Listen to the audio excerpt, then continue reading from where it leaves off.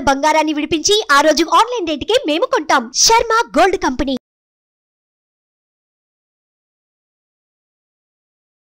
Hi, welcome to our channel. ఈరోజు మనతో పాటు ఉన్నారు జ్యోతిష్య, ఆగమ, వాస్తు, పురాణ పండితులు బ్రహ్మశ్రీ క్రొత్తపల్లి సురేష్ శర్మ గారు. నమస్కారం గురువు గారు. ఆయుష్మాన్ నాయన. ఓకే.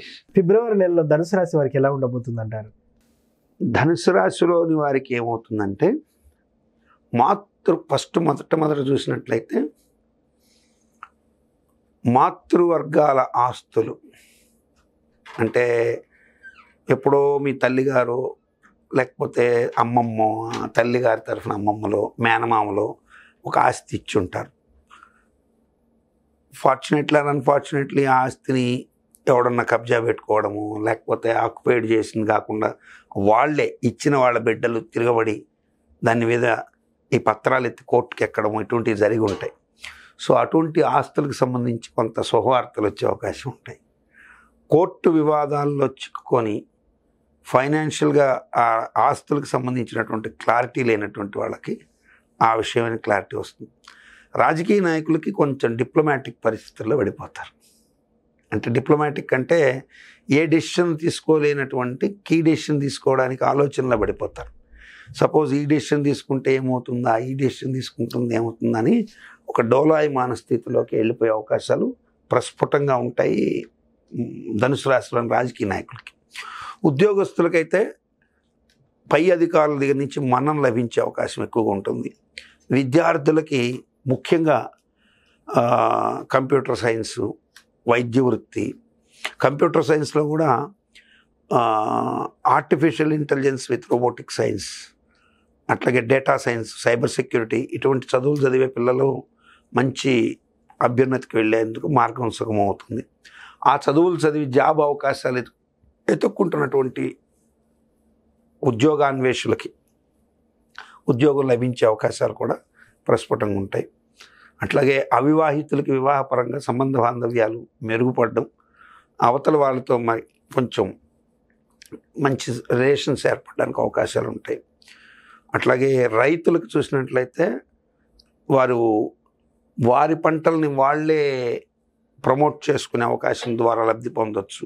లేదా కొంచెం నిలబెట్టి ధాన్యాన్ని ఆపుదాం, అమ్మకుండా కొంత నిల్వ పెడదాం అనుకునే ద్వారా ఈ నెలలో నిల్వ పెట్టడం ద్వారా రానున్నటువంటి మాసాల్లో లబ్ధి పొందే అవకాశాలు కానీ అట్లా ఉండేదానికి అవకాశాలు ఎక్కువ ఉంటాయి.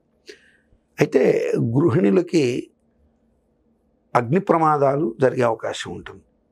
సో ఫైరు ఏదైనా అంటుకోవడము, గ్యాస్ బర్న్ అవ్వడము, లేకపోతే వేడి నీళ్ళు పైన పడడం, లేకపోతే ఎలక్ట్రికల్ ఏదైనా మిక్సీలు లాంటివో, లేకపోతే ఈ ప్రెషర్ కుక్కర్స్ ఇటువంటివి కొంచెం ఉంటాయి. కాబట్టి ఆ వస్తువుల దగ్గర తగిన జాగ్రత్త తీసుకోవాల్సి ఉంటుంది ఖచ్చితంగా ధనుసు రాశిలోని స్త్రీలు. మీరు ఆఫీస్కి వెళ్ళేటప్పుడు కొంతమంది స్త్రీలు ఎలా ఉంటారంటే పాపం ఇటు భర్త ఆఫీసు, ఆమె ఆఫీసు, కానీ చాలా ఓపికగా ఆమె వంట చేసుకుంటూ హడావిడి పడిపోతుంటారు.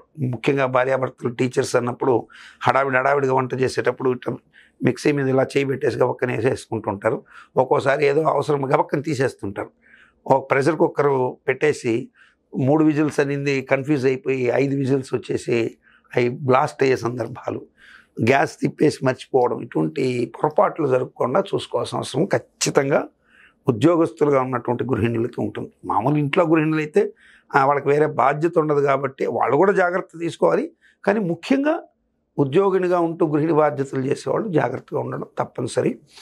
అండ్ పిల్లలకి సంబంధించి వాళ్ళ భవిష్యత్తుకు సంబంధించి విషయాలకైతే బాగానే ఉంటుంది. కానీ పిల్లలకి స్మారకం గురించి, అంటే కొంతమంది పిల్లలు చనిపోయి ఉంటారు, ఆ పిల్లలకు సంబంధించి వాళ్ళకి స్మారకంగా తీసుకునే కొన్ని నిర్ణయాలు ఇబ్బందికరంగా మారే అవకాశాలు ఉంటాయి. అంటే ఇప్పుడు సపోజు ఆ పిల్లవాడు చనిపోయినాడు కాబట్టి ఆ పిల్లవాడికి సంబంధించి ఒక అన్నదానం చేద్దామను, లేకపోతే ఒక పేదలకి ఏదన్నా వస్త్రదానం చేద్దామను, లేకపోతే ఏదైనా ఒక సమాధి లాంటిది కడదామనో, ఇటువంటి నిర్ణయాలు ఏదైతే తీసుకుంటారో ఆ నిర్ణయాలు కొంచెం వివాదాస్పదంగా మారే అవకాశాలు ఉన్నాయి. అంటే మీన్స్ ఆ నిర్ణయాలు వాళ్ళు వ్యతిరేకించి మిమ్మల్ని మనసు కష్టపెట్టే అవకాశాలు కూడా ఉంటాయి. సో అటువంటి నిర్ణయాలకు సంబంధించి పిల్లల స్మారకాలకు సంబంధించి తీసుకునే నిర్ణయాలు, అంటే ఆయనకు ఒక్కడే కొడుకు, ఆ కొడుకు చనిపోయి ఉంటాడు పాపం. ఈ తండ్రికి పుట్టెడు దుఃఖం ఉంటుంది మనసులో.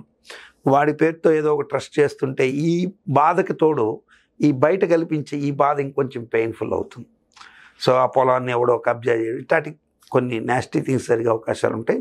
కాబట్టి ఆ విషయాల్లో అటువంటివి వచ్చినప్పుడు న్యాయ విచారణకి ఈ నెలలో పోకపోవడం, దాని మీద ఒక పరిపూర్ణమైనటువంటి డేటా సేకరించి ఫైట్ చేయడం ద్వారా మంచి జరిగే అవకాశాలు ఉంటాయి. పెద్దగా బాధపడాల్సింది ఏం లేదు, మంచిగా జరిగే అవకాశాలు ఉంటాయి. కానీ ఈ నెలలో అటువంటి వివాదాలు లేచే అవకాశాలు ఉంటాయి, జాగ్రత్త పడాల్సి ఉంటుంది. ఇక ఈ రాశిలో ఉన్నటువంటి అపరాల వ్యాపారం మీన్స్ కిరాణా స్టోర్స్ పెట్టుకున్న వాళ్ళు మంచి లాభాలు పొందుతారండి. అట్లాగే ఆయిల్ మిల్స్ నడిపేటువంటి వాళ్ళు మంచి లాభం పొందే అవకాశాలు ఎక్కువగా ఉంటాయి. గురువు గారు, చాలామంది రాశి ఫలితాలను నమ్ముతారు, నమ్మరు. సో నేనైతే ఒక ఆస్ట్రాలజీ చేసే ఒక యాంకర్గా మాత్రం నేనైతే నమ్ముతాను. కొంతమంది ఏమంటున్నా అంటే నీది నాది ఒకటే జాతకం, కానీ నువ్వు నీచుడివి, నేనేమో రాజయోగినా అని ఇట్లా అంటుంటారు. సో నిజంగా ఈ రాశి ఫలితాలన్నిటి ఎవరికి వర్తిస్తాయంటారు? ఫస్ట్ మీలాంటి వారికే కాదు నాన్న, మీరు మామూలుగా హేతుబద్ధతతో ప్రశ్నించిన, ఒక రేషనలిజం భావంతో ప్రశ్నించిన, నాస్తిక భావంతో ప్రశ్నించిన, లేదు పూర్తి సంపూర్ణ దైవభావంతో ప్రశ్నించిన ప్రశ్న అయితే ఒకటే, అసలు ఈ రాశి ఫలాలు పనిచేస్తాయా? అవును, ఖచ్చితంగా పనిచేస్తాయి. అయితే ఇక్కడ చాలామందికి మరి నేను వృషభ రాశిలో ఉన్నాను, నా పేరు వెంకటేశ్వర్లు, నాతో పాటు పక్కనే వెంకటేశ్వర రెడ్డి గారు ఉన్నారు, ఆయనేమో బ్రహ్మాండంగా ఈ సంవత్సరం సంపాదించాడు, నేనేమో అడుగును పడిపోయాను అంటారు. మరొక ఆయన వెంకటేశ్వర చౌదరి గారు బ్రహ్మాండంగా సంపాదించారు, వెంకటేశ్వర శాస్త్రి గారు బాగా సంపాదించారు, నాకేమీ లేదు అంటారు. బిలో ప్రావర్టీలో ఉన్న అతను అసలు ఇవేవి పట్టించుకోకుండా కూడా కొంతమంది వెళ్ళిపోయేవాళ్ళు ఉంటారు. ఇక్కడ మనం రాశి ఫలాలు ఒకటే, మరి బాగా గుర్తుపెట్టుకోవాల్సింది ఏంటంటే అందరికీ సమమైన ఖచ్చితమైన ఏజ్ ఫ్యాక్టర్ ఒకటి ఏంటి, రోజులు సెకండ్స్తో కూడా ఒకే సమయంలో పుట్టడం అనేది జరుగుతుంది. అవును, కానీ వాడెవడో నువ్వు ఎట్లా ఐడెంటిఫై చేస్తావు? చేయలేం. ఒక గంప నిండా ఒకే చెట్టు కాచిన పండ్లే, అవును, అన్నీ ఒకే సైజులో మామిడి పండ్లు ఉన్నా ఎక్కడో లిటిల్ బిట్ డిఫరెన్స్ ఉంటుంది. ఎస్, అవును. మీరు కావాలంటే మీరు దీంట్లో నక్షత్రగ్రహ తారకానాం అని ఆదిత్య హృదయంలో ఉంటుంది. నక్షత్రగ్రహ తారకానాం అంటే నక్షత్రాలు వేరు, గ్రహాలు వేరు, తారకలు వేరు. ఇప్పుడు మనకు ఆకాశం నిండా కనిపడేవి తారకలు, సో నక్షత్రాలు అనేవి సపరేట్. ఈ నక్షత్ర మండలాన్ని బట్టి ఆ రాశిలో ఎవరు పుట్టినా అశ్విని నక్షత్రంలో పుట్టిన వాళ్ళు ఉంటారు. ఇప్పుడు అశ్విని నక్షత్రంలో ఒక చిన్న నెలబిడ్డ పుడతాడు, అట్లాగే ముదుసలైనడు అక్కడే ఉంటాడు, ఒక కప్ప కూడా అక్కడే పుడుతుంది, ఒక జింక కూడా అక్కడే పుడుతుంది, ఒక గొర్రె కూడా అక్కడే పుడుతుంది. సో ఇవన్నీ పుడతాయి. పుట్టడం అయితే నక్షత్రాలు అందరూ పుడతారు. కానీ దీంట్లో శాస్త్రము వర్జించింది చాలా ఉన్నాయి, ఇవి చాలామందికి తెలియదు.